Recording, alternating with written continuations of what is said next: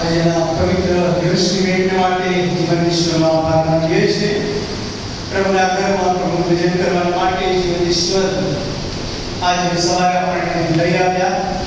પ્રભુની સ્તુતિ આરાધના કરતા પ્રભુના વચનો તરફ આપણે જવા માંગીએ છીએ. તે અગાઉ આપ સર્વને પ્રભુ ઈસુના નામમાં પ્રેમ સલામ પાઠવું. આવો આ સમય પ્રાર્થનામાં જોડાઈને પ્રભુના વચન તરફ આપણે જોઈએ. સહાય માંગીએ. हमारा दयालु प्रेमाळु परमेश्वर पिता તમારા મૂલ્યવાન જીવન વચન દ્વારા આ સ્તુતિ તમે અમને પોષ્યા આત્મિક બળ આપ્યું. આભાર માનીએ છીએ. આજે તમે અમારી સારા મૂકેલું તમારું પવિત્ર વચન અમને આપો. વચન અમારી સારું વાયુ સારું મંડળી માટે નવી દિશા લાવનાર તમે થવા हमारा भगवान पूरा हाथों में हमारी जान को हमें सौंपिए छे. प्रभु इस प्रणाम में प्रार्थना सामने स्वीकार करो. आमीन.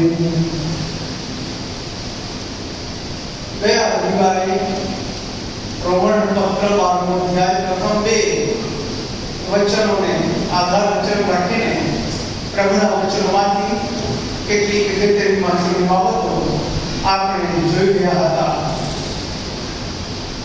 નવીનીકરણ ઇનોવેશન એના સંબંધિત કેટલીક બાબતો આપણે જોઈ ગયા હતા. જીવનું અર્પણ, જગતનું રૂપ ન ધરો અને પૂર્ણ રીતે રૂપાંતર પામો. અને એ તે પ્રભુના વચન દ્વારા ઈશ્વરે આપણને આશીર્વાદ આપ્યો. આપણે આભાર માનીએ પ્રભુની સ્તુતિ કરીએ છીએ. આ દિવસની અંદર તમે હું जगत तरफ જોઈએ, વિશ્વ તરફ જોઈએ છીએ. આપણી મંડી તરફ આપણે જોઈએ છીએ. આપણી જાતો તરફ આપણે જોઈએ છીએ.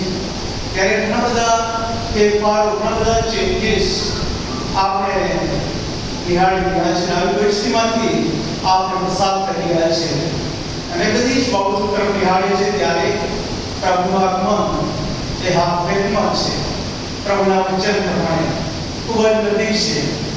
અને એના માટે પ્રેરિત કેટલાક એવા લોકો કે જેઓને યાદ કરીને આ પત્રનું પ્રયોજન કરે છે.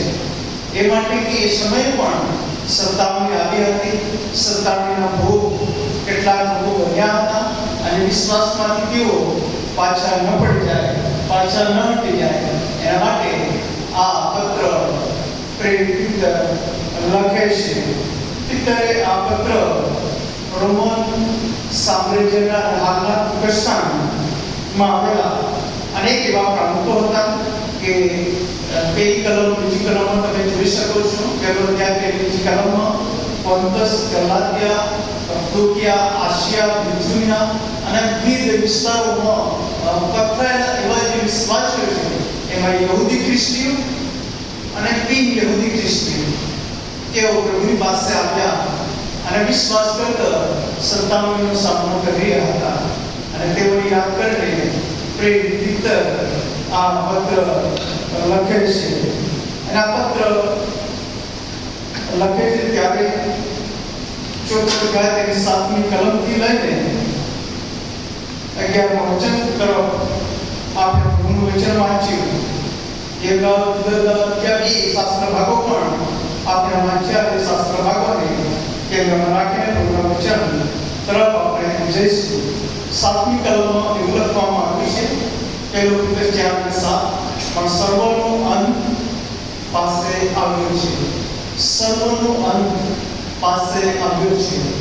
અને માટે આપણે કહ્યું તે પ્રમાણે બહારના જગતમાં મધ્યમાં આપણી જાતો તરફ આપણે જોઈએ છીએ ત્યારે ઘણા બધા ફેરફારો આપણી સામે આવી રહ્યા છે. અને આવી પરિસ્થિતિની અંદર પ્રભુનું આગમન ખૂબ જ નજીક છે. અને માટે પિતર પણ અહીંયા આ વાત કહે છે કે સર્વનો અંત પાસે આવ્યો છે. અને જ્યારે જગતનો સર્વનો અંત હોય અને આવી પરિસ્થિતિની અંદર આપણે શું કરવું, કેવી રીતે રહેવું, કેવી રીતે જીવન જીવવું, એ વિશ્વાસની યાત્રામાં કેવી રીતે ટકી રહેવું, એ આપણા માટે બહુ મહત્વની બાબત છે, બહુ મોટી બાબત છે. માથેય સુવાર્તા 24મા અધ્યાયમાં તમે જોઈ શકો છો ઘણા બધા લોકો પ્રભુ ઈસુ ખ્રિસ્તની સેવા દરમિયાન ઘણા બધા પ્રશ્નો લઈને આવતા હતા અને પૂછતા હતા. પ્રભુ ઈસુ ખ્રિસ્તના શિષ્યો પણ એમાંથી બાકાત નહોતા અને માટે પ્રભુ ઈસુ ખ્રિસ્તના શિષ્યોએ પ્રભુની પાસે આવીને કહ્યું કે જગતના અંતની નિશાની છે અથવા તમારા આવવાની નિશાની કઈ ગઈ? અને પ્રભુ ઈસુ ખ્રિસ્ત એ માથેય 24માં સવિસ્તર માહિતી આપે છે કે આવું થશે ત્યારે જગતનો અંત આવશે. અને જ્યારે 24મા અધ્યાય આપણે વાંચીએ અને જો ટીકમાર કરીએ ત્યારે મોટા ભાગની ભવિષ્યવાણીઓ પૂર્ણ થઈ ગઈ છે. મોટા ભાગની ભવિષ્યવાણીઓ પૂર્ણ થઈ ગઈ છે. એ સાથે તમે જોઈ શકો 1 થેસલોનિકા 5:2 પાઉલ એમ કહે છે કે પ્રભુનો દિવસ આવી રહ્યો છે. 2 થેસલોનિકા 2:1-4 વચન તમે જોઈ શકો છો. ત્યાં લખવામાં આવ્યું છે કે આપણા પ્રભુના આવવા વિશેની જે બાબતો છે અને એના માટે આવી બાબતો છે તમે તૈયાર રહો. જાણે કે પ્રભુનો દિવસ હમણાં જ આવ્યો છે, ખૂબ જ નજીક છે. અને બીજો પિત્તર તેનો 3 અધ્યાય 10-13 વચન આપણે અભ્યાસ કરીએ છીએ ત્યારે ત્યાં પણ પ્રેરિત પિત્તર બીજો પત્ર પૂર્ણ કરતા પ્રભુના આગમનની નિશાનીઓ ત્યાં મૂકે છે. ખ્રિસ્તમાં વાલા બહેનો, પ્રભુનું આગમન ખૂબ નજીક છે. આવા સમયમાં આપણે કેવી તૈયારી કરવી, આપણે શું કરવું, એના માટે પ્રભુનું વચન અહીંયા આપણને જણાવે છે. પહેલી વાત 7મા વચન, સંયમ થાવ, સંયમી થાવ. નાનો શબ્દ બહુ મહત્વનો શબ્દ. અને જ્યારે આ શબ્દ સંબંધી આપણે વિચાર કરીએ બાઇબલના પાત્રશબ્દથી તો કદાચ પિત્તરને જ આપણે જોઈએ. પિત્તર લૂક 5:1-11 કન્ને સરોવર કાંઠે પ્રભુ ઈસુ ખ્રિસ્ત હોડીમાં બેસીને લોકોને ઉપદેશ આપ્યા બાદ પિત્તર અને તેમની ટીમને કહે છે તમારી હોડી સમુદ્રમાં લઈ જાઓ, માછલા પકડવા નથી. અને હું કહું ત્યાં તમે જાઓ ના. પ્રથમ રીતે પિત્તરે કહ્યું કે પ્રભુ અમે આખી રાત મહેનત કરી, આખી રાત અમે ચાલો એવી એક પણ જગ્યા નહોતી કે જ્યાં અમારો અનુભવનો નિચોડ હતો. અમને ખબર હતી એવા સ્થળો અને જગ્યાઓ કે જ્યાં પુષ્કળ મચ્છી આવી શકે, ત્યાં અમે બહુ મહેનત કરી પણ અમે કશું મેળવી શક્યા નથી. અને આગળ વધીને એમ કહેશે તો પણ તારા કહેવાથી અમે જવાબ નાખીશું. પ્રથમ રીતે પિત્તર પ્રભુ ઈસુ ખ્રિસ્ત તેમને આહ્વાન આપે છે, એને કોઈ રીતે નકારે છે અથવા તે માનવી વલણની જે વ્યાખ્યા છે એ સંયમના અભાવની બાબત મૂકી દે છે, શંકાની વાત મૂકી દે છે. અમે આખી રાત મહેનત કરી, કશું આવ્યું નથી. અને ત્યાર પછી ઈશ્વર તેમને જે જગ્યા પર જાળ રાખવાનું કહે છે પુષ્કળ જથ્થો આપે છે.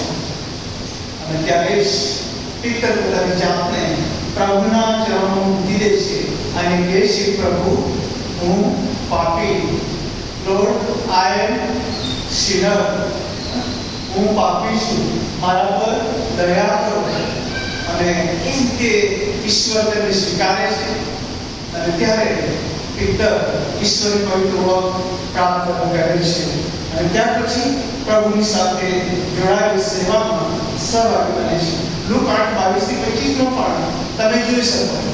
પ્રભુ ઈસુ ખ્રિસ્ત પોતાના શિષ્યોને સાથે લઈને સમુદ્ર બહાર જઈ રહ્યા હતા અને હોડીમાં હતા. અને પ્રભુ ઈસુ ખ્રિસ્ત એ હોડીમાં ઊભી જાય છે અને ભારે તોફાન વાવાઝોડું આવ્યું અને શિષ્યો ગભરાયા, હોડીમાં પાણી આવવા લાગ્યું. અને પછી પ્રભુ ઈસુ ખ્રિસ્તને જગાડીને કહે છે કે અમે તો નાશ પામીએ છીએ, તેની શું તમને ચિંતા નથી? અને શિષ્યનો સંયમનો અભાવ હતો. એમના રાજા, એમના ગુરુ એમની સામે હતા, એમની સાથે હોડીમાં સવાર હતા તેમ છતાં શંકા સંયમના ભાવને કારણે પોતાના સ્વામી ગુરુને ઉઠાડે છે. આ વાત કે છે સંયમ. અંકુશ એમ આપણે કહી શકીએ તો કંટ્રોલ ની વાત આવે છે ત્યારે આપણે શું શેપ કંટ્રોલની વાત આવી ત્યારે કેવા ફેક્ટરમાં આપણે એ શેપ કંટ્રોલ રાખીએ અથવા ગુમાવી દઈએ છીએ. ઘણી વખત આપણે ઘરમાં હોય, આપણી વાતચીત ચાલતી હોય, આપણે સંયમ ગુમાવી દઈએ. કમિટીમાં હોઈએ કે પછી જુદા લાગણીમાં આપણે સેવા કરતા હોય, કોઈ એક બાબતનો મુદ્દો આપણે મૂકીએ, ક્યાંક આપણે સંયમ ગુમાવી દઈએ અને પોતાના બોલાવી પણ જતું હોય છે. એવી રીતે આપણે જે સોસાયટીમાં રહીએ, અડોશ પડોશમાં રહીએ, અન્ય વિશ્વાસના લોકો સાથે રહીએ, એમના વર્તન વ્યવહાર સંબંધિત ક્યાંક કશું બોલાય ત્યારે આપણે સંયમ ઘણી વખત ગુમાવી દઈએ છીએ. અને પછી આપણે ન કરવાનું વર્તન, ન બોલવાનો શબ્દો પણ આપણે બોલતા હોઈએ છીએ. યુવાન 9:3 તમે જોઈ શકો છો. ત્યાં પણ પ્રભુ ઈસુ ખ્રિસ્તના શિષ્યો પ્રભુ ઈસુ ખ્રિસ્તની સાથે હતા. એક આંધળો માણસ હતો. એને જોઈને શિષ્યોના મનમાં પ્રશ્ન ઉઠ્યો અને પ્રભુ ઈસુ ખ્રિસ્તને કહે છે કે આ માણસ આંધળો છે, શું એના માતા પિતાના પાપના કારણે એના પાપના કારણે આવો છે? અને પ્રભુ ઈસુ ખ્રિસ્ત ત્યાં જવાબ આપે છે, ના, એમ નથી, દેવનો મહિમા તેનામાં થાય માટે આવ્યું છે. બસ સંયમના ભાવે અનેક પ્રશ્નો આપણા જીવનમાં આવે છે અને આપણે કંટ્રોલ ગુમાવી બેસીએ છીએ. છે કે યોહાન 21 તરફ જો તમે જાઓ તો ત્યાં 1 થી 3 કલમનો અભ્યાસ કરો.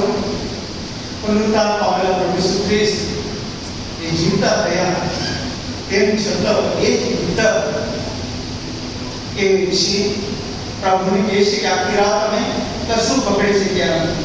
એ જ ભીતરને પ્રભુને જોઈને દરિયામાં ચાલવા લાગે છે, પછી ડૂબી પણ જાય છે.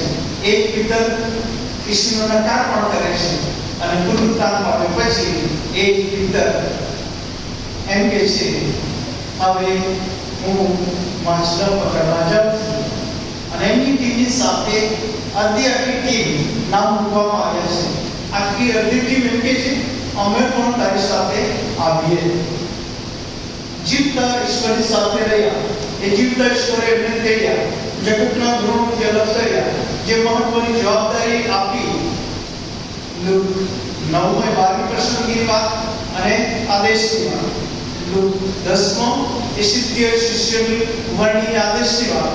અનેક પ્રકારના ચમત્કારો કર્યા. એ બધું કોઈ રીતે પિત્તર અને તેમની ટીમ જાણે કે ભૂલી ગઈ. પોતાના જૂના ધંધામાં તેઓ આગળ વધવું હતું અને પ્રભુએ એને કહ્યું કે તારા પર મારી મંડળી બાંધીશ. એ કથાને કોઈ રીતે પિત્તર અહીંયા મિસ કરે છે અને જૂના બિઝનેસ ધંધા તરફ આગળ વધવા માટે આયોજન કરે છે.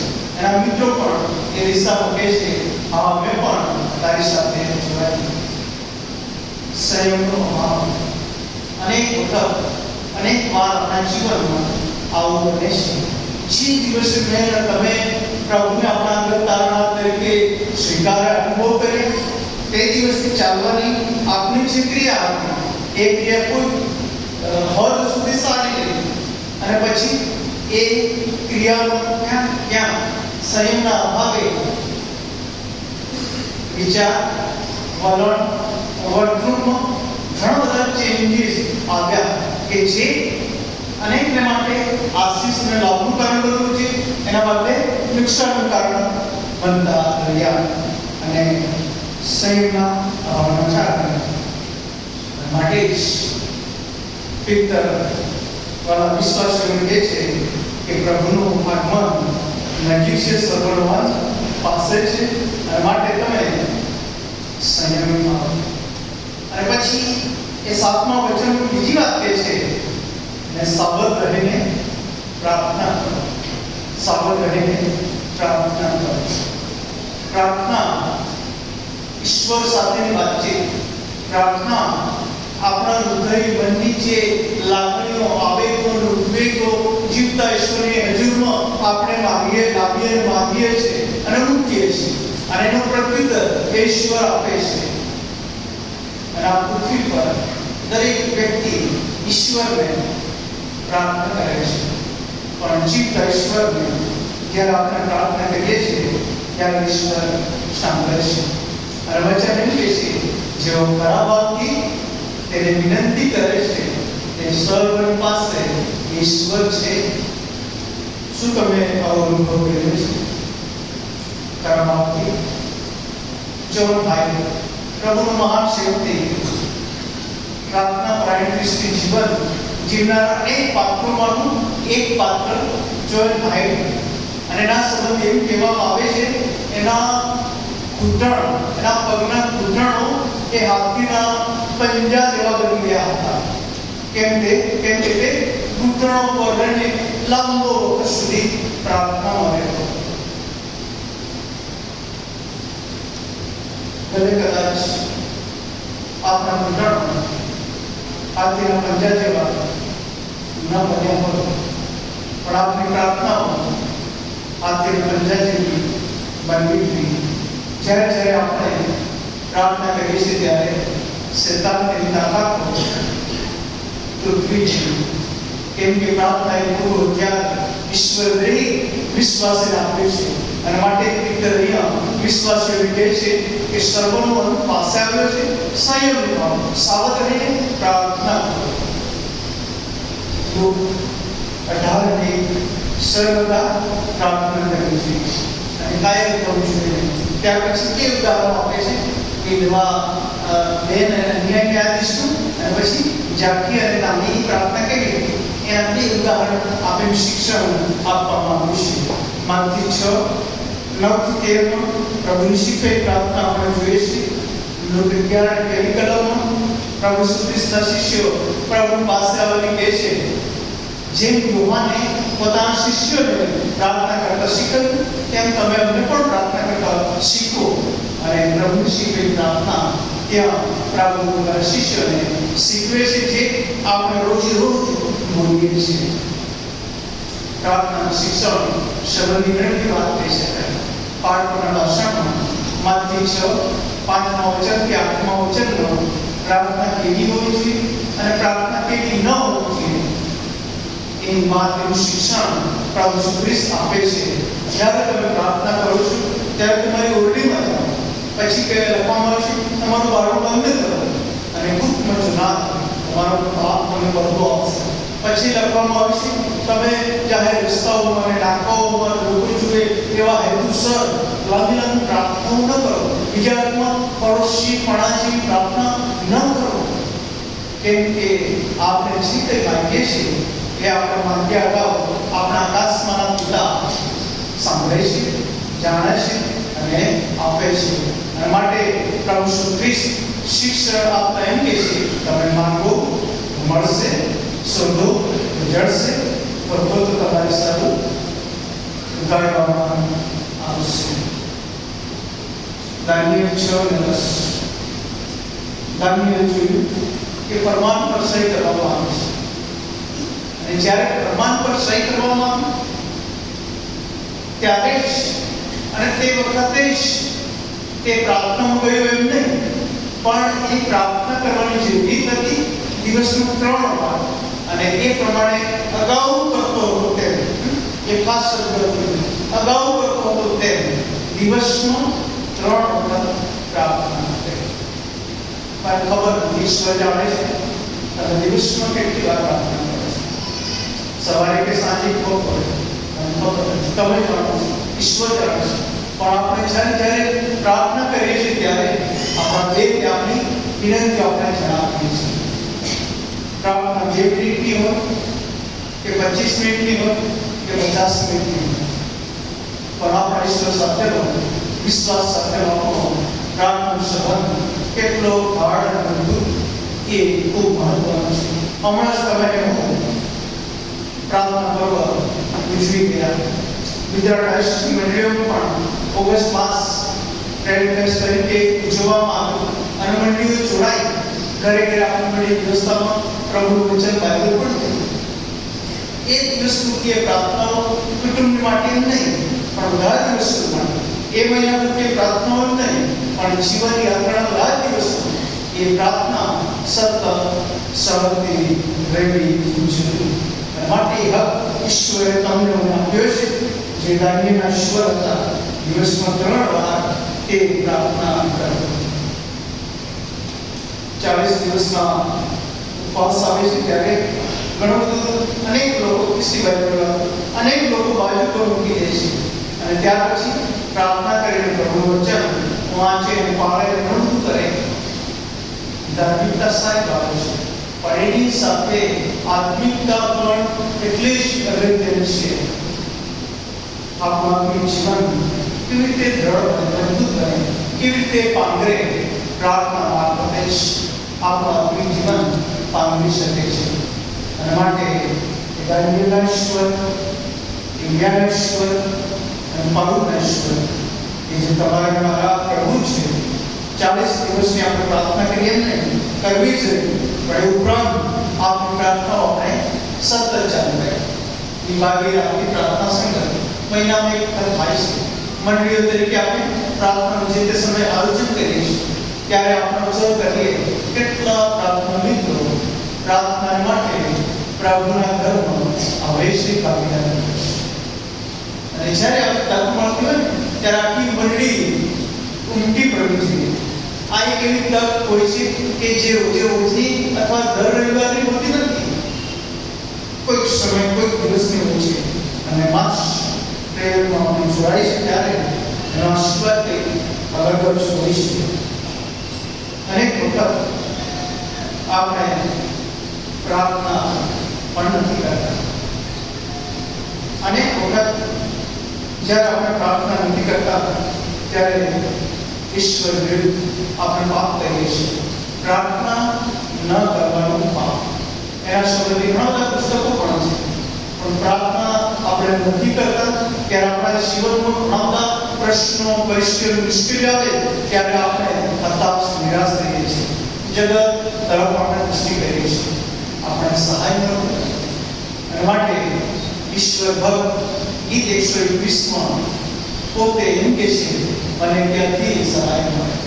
અને પછી એમ કે છે જે ઈશ્વરે આકાશ તથા પૃથ્વી ઉત્પન્ન કર્યા છે એની તરફથી મને સહાય મળે. આકાશ અને પૃથ્વીના મારા તમારા બનાવનાર ઈશ્વર જેની તરફ આપણે કરીએ છીએ ત્યારે એ ઈશ્વર પ્રાર્થનાનો જવાબ આપણને આપે છે. પિતર જ્યારે આ વિશ્વાસ સમુદાયને આ પત્ર 97ના સંદર્ભમાં લખી રહ્યો છે ત્યારે એને યાદ આવતું હશે એક એવો સમય હતો કે મારા સ્વામી અને ગુરુની સાથે અમે બધા એ ગેસમાની વાડીમાં પ્રાર્થનામાં ગયા હતા. અમારા પ્રભુ અમને લઈ ગયા હતા અને ત્યારે અમે પ્રાર્થનામાં તો ગયા પણ પ્રભુએ એમ કહ્યું ત્યાં તો પ્રાર્થના કરો, પરીક્ષણમાં ન કરો. પણ શું કરે છે પ્રભુ શ્રી ખ્રિસ્ત એક વાર આવે છે, જુએ છે, ઊંઘે છે, બીજી વાર ઊંઘે છે, ત્રીજી વાર આવે ત્યારે પણ ઊંઘે છે. પિતરને એ ઘટના, એ બનાવ તાજો થયો છે, યાદ આવ્યો છે અને માટે પ્રાર્થનાનું કેટલું મહત્વ, કેટલું મૂલ્ય છે એને સમજાવ્યું હશે. અને માટે અંતના દિવસોમાં ખ્રિસ્તી વિશ્વાસીઓ પરીક્ષામાં ન પડે, ફાંદામાં ન ફસાય, માટે પ્રાર્થનામાં જાગૃત રહે અને પ્રાર્થનામાં તત્પર રહે. એના માટે આ વાક્ય છે કે સાવધ રહીને પ્રાર્થના કરો, સાવધ રહીને પ્રાર્થના કરો. ત્યાર પછી આપણે જોઈએ છે 8મી કલમની અંદર ત્રીજી વાત આપણને મળે છે. 8મી કલમમાં એવું લખવામાં આવ્યું છે વિશેષ કરીને તમે એકબીજા પર આગળથી પ્રીતિ કરો કેમ કે પ્રીતિ પાપના પુંજને ઢાંકે છે. પ્રીતિ પાપના પુંજને ઢાંકે છે. મધર ટેરેસા નું જે કથન છે આપણા કથનમાં તે આ પ્રમાણે કહે છે, એમ કે છે if you judge people you have no time to love them. જો તમે લોકોનો ન્યાય કરવા બેસશો તો તમે તેમને ચાલી શકો નહીં, પ્રેમ કરી શકશો નહીં. વાત સાચી. જો આપણે બીજા લોકોનો ન્યાય કરતા જઈશું, ન્યાય કરવાનું ચાલુ રાખીશું અને આપણે એમ કહીએ છીએ ક્રિસ્તને શીખવ્યું છે કે એકબીજા પર પ્રેમ કરો, પણ આપણે કદી પ્રેમ કરી શકવાના નથી. અને મધર ટેરેસાનું કથન છે, તમે એકબીજા પર આગળથી પ્રીતિ કરો. નિર્ગમન 20:1-17, 5:6-21 10 આગળનું જે જોડ ઈશ્વર પરના પ્રેમની વાત ત્યાં જોવા મળે છે. અને જો આપણે દેવ પર પ્રેમ કરીએ છીએ તો આપણે એ વચનો, એ આજ્ઞાઓ પાળીને જીવન જીવીએ અને પ્રભુના પ્રેમનું કારણ આપણે બની શકીએ છીએ. પહેલું યોહાન 4:8 દેવ પ્રેમ છે. અનેક કુટુંબો, અનેક ઘરોમાં આ વચન આપણે જોઈએ છીએ. લોકો રાખતા હોય છે, વાત સાચી. લોકો કહે છે કે ખ્રિસ્ત આગળનો સેવ કરે છે, દેવ પ્રેમ છે વગેરે વગેરે નાના વાક્યો કે જે આવનાર માટે સ્પર્શી જતા હોય છે, યાદ રહી જતા હોય છે. અને ખરેખર તમારા મારા ઈશ્વર એ પ્રેમના ઈશ્વર છે. અને માટે યુવાન ધોરણે શું આપણે જાણીએ છીએ, ઈશ્વરે જગત પર, જગત એટલે મારા અને તમારા પર, જગતના તમામ લોકો પર એટલો બધો પ્રેમ કર્યો કે તેમણે પોતાનો એકાકી જન દીકરો આપ્યો. અને ઈશ્વરનો આ જે મહાન પ્રેમ હતો, એ મહાન પ્રેમની જે પરાકાષ્ઠા એ કાલ્વરીના વધસ્તંભ પર આપણે જોઈએ છીએ.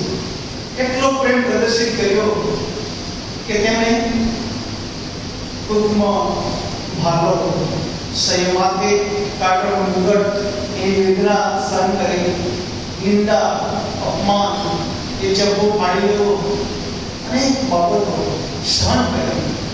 અને યશાયા 53 એટલું સહન કરતા સેવકનું ચિત્ર રજૂ કરે છે. અને વચન કહે છે કે જેમ ગેંડી કાતરનારની આગળ ઊંઘી રહેશે તેમ તેણે પોતાનું મોં ઉગાડી છે. અને એ પ્રેમની પરાકાષ્ઠા સુધી આપણા ઈશ્વર ગયા અને પોતે પોતાનું પવિત્ર બલિદાન આપ્યું. અને માટે એફએસી 2:2 કલમ કહે છે, વળી તમે પાપો તથા પ્રભુમાં મૂળેલા હતા અને એવા સમયે ખ્રિસ્તે પોતે પોતાનું બલિદાન આપ્યું અને તમને બચાવી લીધા છે. અને આપણું વચન કહે છે તેને આપણને કૃપાથી વિશ્વાસ દ્વારા તારા અનુભવમાં લઈ આવ્યા છે. પ્રભુનો આભાર માનીએ છીએ. આ જગતની અંદર પ્રેમની જે વ્યાખ્યા એનું અર્થઘટન કોઈ બીજી રીતે હોય, પણ આ જે પ્રેમ છે એ પ્રેમ ઈશ્વરનો પ્રેમ, દૈવી પ્રેમ. અને જો ગ્રીક બાઇબલ છે એમાં 4 પ્રકારના જુદા જુદા પ્રેમની વાત છે. ક્યારેક આપણે ડિટેલમાં જોઈશું. અને એ ઈશ્વરનો જે પ્રેમ છે એ પ્રેમ સમસ્ત માનવજાત પર ઈશ્વરે પ્રગટ કર્યો. અને પ્રેમ સંબંધી પ્રભુ ખ્રિસ્તે શિક્ષણ પણ આપ્યું. યોહાન 13:34 તમે જોઈ શકો. પ્રભુ ખ્રિસ્ત એમ કહે છે, હું તમને નવી આજ્ઞા આપું છું, તમે એકબીજા પર પ્રેમ કરો.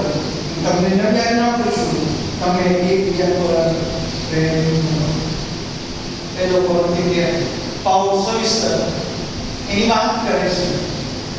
અને પેલો કોરિન્થી 13 એમ કહે છે, હવે વિશ્વાસ, આશા તથા પ્રીતિ ટકી રહેશે, પણ એ બધામાં પ્રીતિ શ્રેષ્ઠ છે. પ્રેમ ખૂબ જ મહત્વનો, શ્રેષ્ઠ છે. અને પાઉલ પણ એ પ્રેમની વાત કરે છે. જો ક્રિસ્તીનો પત્ર 5મો અધ્યાય અને 6લું કલમ 33મી કલમ, જો કે એ લગ્ન સમય આપણે સંદેશો પણ સાંભળે છે 5:21-33 સુધી. પણ 33મા વચનમાં એમ કહે છે કે તમારા લોકો જેમ પોતાના પર તેમ પોતાની સ્ત્રી પર પ્રેમ રાખે અને સ્ત્રી પોતાના પતિનું માન રાખે. પોતાની સ્ત્રી પર પ્રેમ રાખે અને સ્ત્રી પોતાના પતિનું માન રાખે. જો કે પરસ્પરની આધીનતાની વાત ત્યાં મૂકવામાં આવી છે. પણ એ જે પ્રેમ છે એ પ્રેમના કારણે આ જગતની અંદર તમે આપણે શીખીએ છીએ, આગળ વધીએ છીએ. મધર ટેરેસાની વાત આપણે કરી. અને મધર ટેરેસાને કોઈ કેમ કહ્યું કે આ રૂપિયા પાછળ, લિટરેસી પાછળ તમે તમારો ટાઈમ બગાડો છો, તમને શું મળે છે? એના બદલે બીજું કોઈ કામ કરો. તમને ચેપ લાગશે, તમારું મરણ આવી જશે, શું આનું તમને ભય નથી, બીક નથી લાગતી? અને મધર ટેરેસાએ કહ્યું, શા માટે મને બીક લાગે? કેમ કે એ વ્યક્તિ ત્યાં એ મારા બાળકો છે અને એમની સેવા કરવી એ મારી ફરજ છે. કેટલી મોટી વાત! જ્યારે હૃદયમાં પ્રેમ હોય ત્યારે જ આપણે ન જોઈ શકાય વ્યક્તિઓને પાત્રો તરફ ફરીએ, તેની મદદ કરીએ છીએ.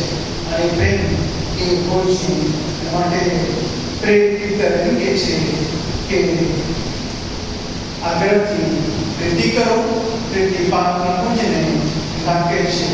અને 9મા વચનમાં ત્યાર પછી ત્રીજી વાત લખવામાં આવી છે, જીભ કચવાયા વગર તમે એકબીજાને કરુણા રાખો. આ બધાને ગમે, મને પણ ગમે. મહેમાન જેવું અથવા આપણે ત્યાં કોઈ મહેમાન આવે, આપણને ગમે. કોઈ મહેમાન આવે તો બહુ મનથી આપણે ભેગી પડીએ. અરે બહુ લાંબા સમય પછી આવે, બહુ આનંદ થયો. ફોનથી તો વાત થઈ, પણ આજે આપણે તમને જોયા વગેરે વગેરે, અને સાથે બેસીને આપણે ઘણી લાંબી વાતચીત કરીએ, લંચ કે ડિનર કરીએ કે કોઈ બીજું કરીએ, અને જૂની ઘણી બધી વાતોને પણ આપણે તાજી કરતા હોઈએ છીએ. કરુણા કરવાની સેવા એકદમ અગત્યની છે, મહત્વની છે. અંતના સમયની અંદર આ બધી સેવાઓ કોઈ રીતે ઠપ થઈ જશે, એકબીજાને મળશે ને. અને માટે સ્પ્રેડ પીટર કહે છે, તમને એકબીજાને કરુણા રાખો. કરુણા કરવાની સેવા, હોસ્પિટાલિટી એ ખૂબ અગત્યની મહત્વની છે. અને એ જે એકબીજાની સેવા કરુણા મારફતે જે પ્રેમ છે એમની ઊંચાઈ કેટલી છે, એ ઊંચાઈ આપણે લઈ જતા, એની ઊંડાઈ કેટલી છે ત્યાં સુધી આપણે જઈ શકતા હોઈએ છીએ. માટે કરુણા કરવાની સેવા એ ભારુક ન હોય, બોજારૂપ ન હોય, અથવા તો કચવાતા દુઃખી મને ન હોય, અથવા કરવાનું છે માટે કરી એમ ન હોય. પણ કરુણા કરવાની સેવા એ આપણે લોકોને બોલાવીએ છીએ અથવા આપણને કોઈ બોલાવે છે તો એ સેવા ખૂબ અગત્યની મહત્વની છે. આપણે 10 વર્ષ પહેલા કોઈ કેમના ઘરે બોલાવ્યા, યાદ કરો. ઘણી બધી એવી કરુણા કરવાની સેવાઓ છે કે જેને આપણે કદી ભૂલી શકતા નથી. 10 વર્ષ પહેલા કોઈ, 5 વર્ષ પહેલા કોઈ બોલાયા, અને તે સમયનો અનુભવ એ આપણા માટે આનંદ અને આશીષનું કારણ બને છે. અનેક વખત ક્રિસમસ આવે છે ત્યારે અન્ય વિશ્વાસના મિત્રોને આપણે આપણા ઘરે તેડીએ છીએ, બોલાવીએ છીએ. લંચ કે ડિનર માટે એ ફેલોશિપ આપણે આપીએ છીએ, સારી વાત છે. એ પાછળનો હેતુ કે પ્રભુનું વચન એની સાથે આપણે શેર કરીએ, એ હેતુ છે. આપણી સંગત એ આપણી એકબીજા સાથે નહીં, પણ એ સંગત પિતાની સાથે પણ હોવી જોઈએ, એના પુત્ર પ્રભુ ઈસુ ખ્રિસ્ત સાથે પણ હોવી જોઈએ. અને ત્યારે એ સંગતનો સાચો અર્થ અને મર્મ આશીર્વાદિત બને છે.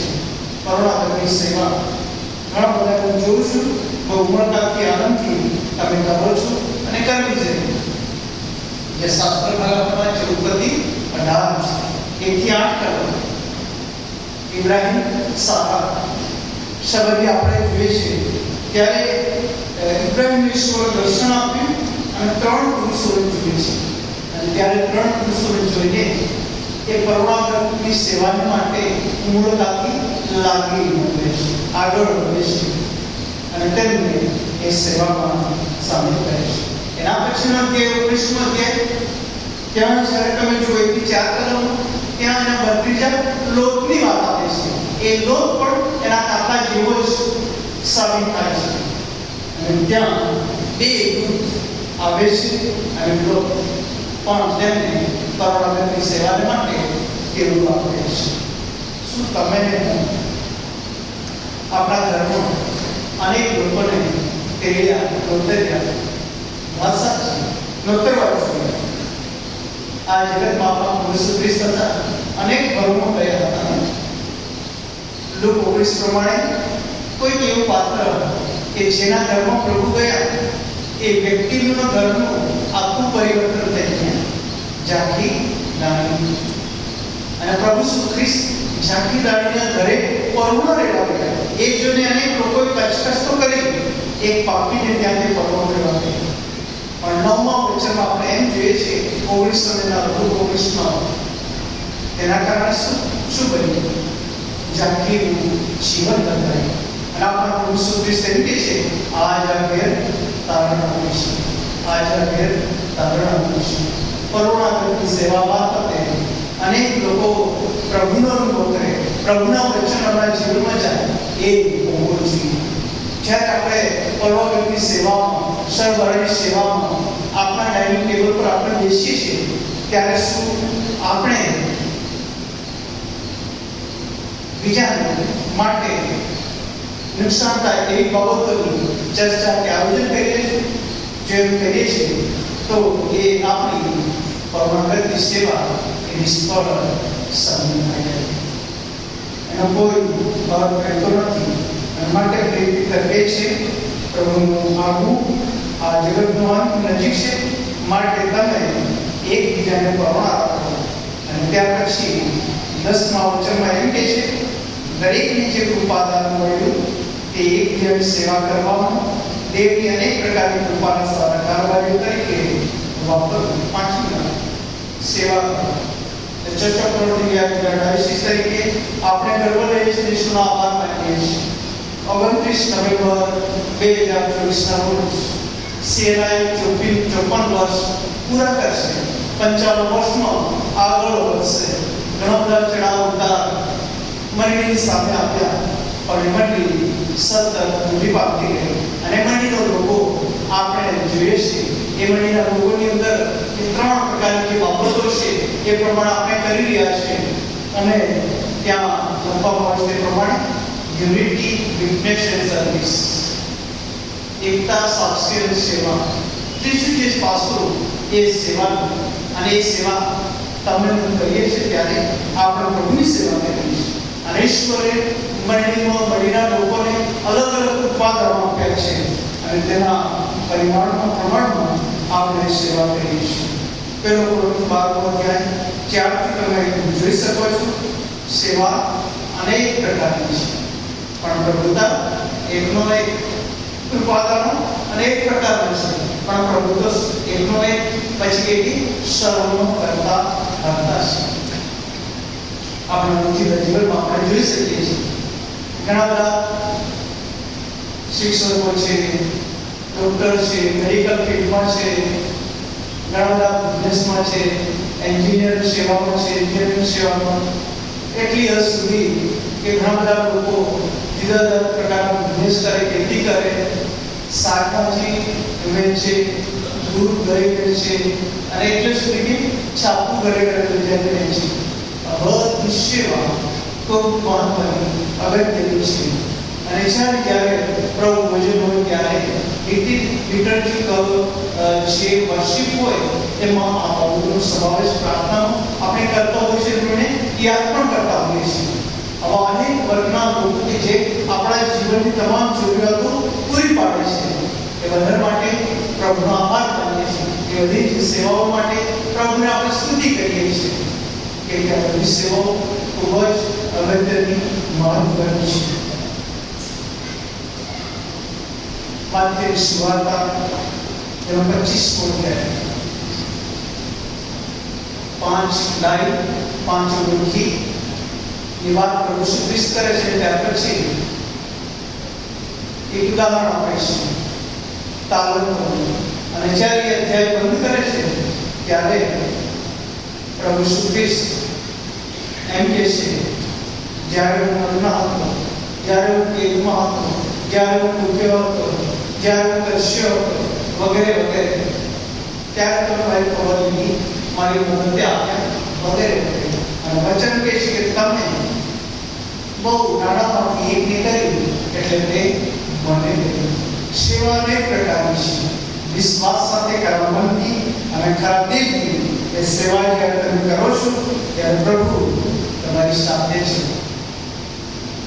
યોશુઆ 24 અને 15 શેકેમમાં ઇસ્રાએલ પુત્રોને, વડીલોને, આગેવાનો, સર્વોને એકઠા કર્યા છે. અને પછી તેઓને આગળ ઘણી બધી લાંબીઓ આપતા કરી. દુષ્કાળ અને પછી પોતે પોતાનો નિર્ણય જાહેર કરે છે, પણ હું અને મારા ઘરના તો યહોવાની જ સેવા કરીશ. પણ હું અને મારા ઘરના તો યહોવાની જ સેવા કરીશ. આજે સવારે પ્રભુના આગમન નજીક છે ત્યારે તમે કેવા પ્રકારની તૈયારી કરવા માંગો છો? કેવા પ્રકારનું જીવન જીવવા માંગો છો? સંયમી થાઓ, પ્રાર્થના કરો, પરમાનંદ કરો, સેવા કરો અને પ્રભુના સુધી એ બધા પ્રાર્થના કરવા માટે તૈયાર કરો. આ વચનકાર પ્રભુ મને આપ સૌને આશીષ આપો. ભજન સંગ્રહમાંથી 358 ગીત કે જેના મેળાપથી દિવસે હશે એમાં જોડાઈ એ ગાઓ, પ્રાર્થનામાં જોડાઈ પ્રાર્થના. અમારા જીવતા પ્રભુ તમારો આભાર માનીએ છીએ તમારા જીવન પર વચનને માટે. તમારું આગમન આ જગતમાં બહુ નજીક છે અને પ્રેરિત પણ હિસાબમાં